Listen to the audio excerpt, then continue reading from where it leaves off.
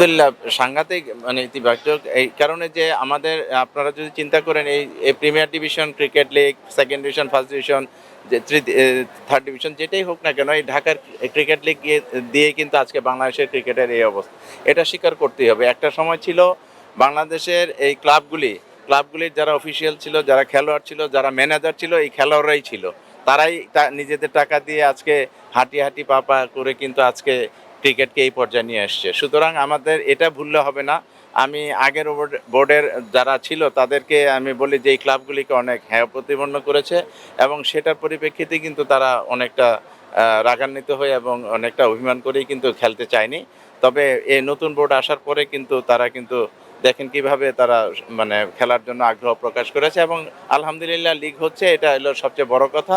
এবং বাংলাদেশের ক্রিকেটটা কিন্তু আলহামদুলিল্লাহ এখন এগিয়ে যাবে ইনশাল্লাহ, পিছানোর আর কোনো সুযোগ নেই।